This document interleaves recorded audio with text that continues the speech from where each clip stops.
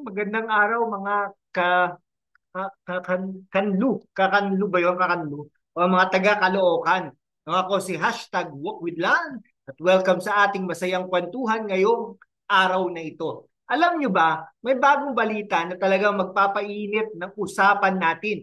Si dating Senator Antonio Trillanes IV, opisyal nang nagsimula ng kampanya para maging mayor ng Caloocan. O mga kaibigan, mula sa malaking mundo ng Senado, ngayon ay gusto niyang pamunuan ng Caloocan.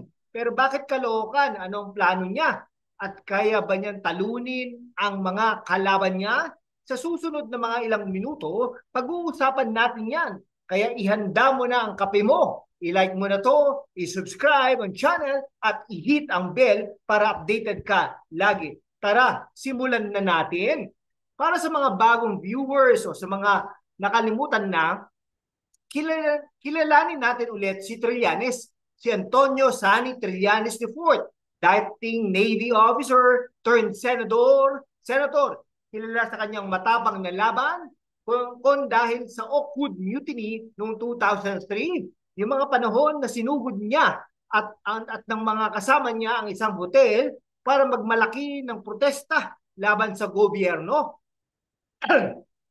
Grabe, parang action movie, di ba? Tapos naging senador siya mula 2007 hanggang 2019. Lagi siyang may opinyon sa korupsyon, sa Duterte admin at ang mga isyong pampolitika. Pero ngayon, mula sa national stage, bumaba siya sa lokal, Caloocan ang target niya. Pero teka, bakit niya ba Caloocan? Ano ang meron sa lungsod na yan? Abangan natin yan mamaya. Uy, kung si Trillanes ang magiging mayor, baka maging military style ang mga barangay patrols. O bawal ang tambay ha. Pagkatapos ng alas 7, ano sa tingin nyo? Okay. Pag-usapan natin ang Caloocan. Alam nyo ba mga kaibigan, isa ito sa mga pinakamakulay at pinakamaingay na lungsod sa Metro Manila. Mahigit 1.5 million ang tao dito. Sobrang siksikan. May dalawang distrito. Ay, tatlo na po. Tatlong distrito na yan, pero may North at South Caloocan. Kaya parang dalawang mundo sa isang lungsod. Pero hindi lang yan ha. Kilala rin ang Caloocan sa mga hamon, trapiko na parang forever, mga informal settlers, at paminsan-minsan mga isyong pang-seguridad. Kaya siguro naisip ni Trillanes, dito ako magpapakita ng galing ko. Pero ang tanong, kaya ba ng isang dating senador na sanay sa malalaking debate at mag-adjust sa mundo ng basura, potholes at barangay tanod? Oy, mga taga-Caloocan dyan, totoo ba yung sinasabi nilang mas masarap ang street food sa inyo kaysa sa ibang lugar? Sabihin nyo sa comments ha, para matry ko yan next. So ano nga ba ang gagawin ni Trillanes kung siya ang magiging mayor? Wala pa tayong opisyal na plataforma ngayong March 31, 2025. Pero kung titignan natin ang history niya, malamang tatlong bagay ang focus niya. Una, laban sa korupsyon, kasi yan ang brand niya, di ba? Pangalawa, seguridad, galing siya sa military, kaya sigurado akong gusto niya maging safe ang Caloocan. At pangatlo, serbisyo publiko. Baka magkaroon ng mas mabilis na response sa mga reklamo ng tao. Imagine mo ha, si Trillanes na dating nag-aaway ng senador, ngayon ay nang-aaway ng mga tamad na empleyado sa City Hall. Nako. Baka mamaya siya pa ang magpa-schedule ng libreng haircut sa barangay o kaya Caloocan Clean Up Day tuwing Sabado, lahat ng basura ililibing natin. Ano sa tingin niyo mga kaibigan? Bagay ba kay Trillanes ang ganitong klaseng trabaho?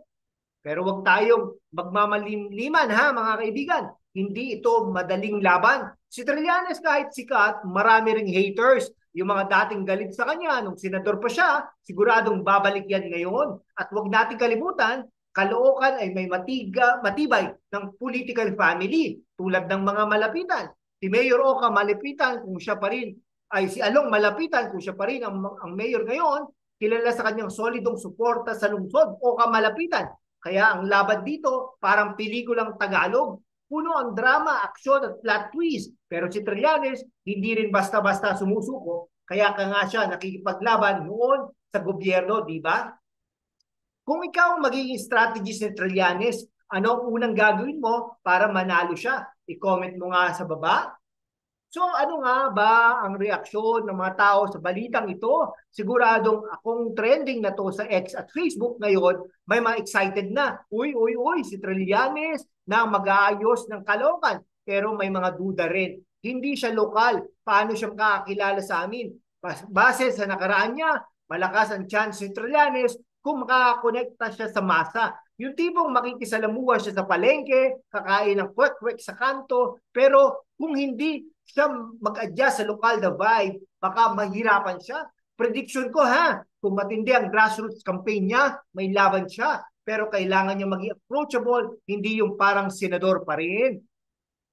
Ano ang tingin niyo mga kaibigan? Mananalo kaya si Trillanes o mas bagay pa rin siya sa Senado? Sabihin niyo sa akin.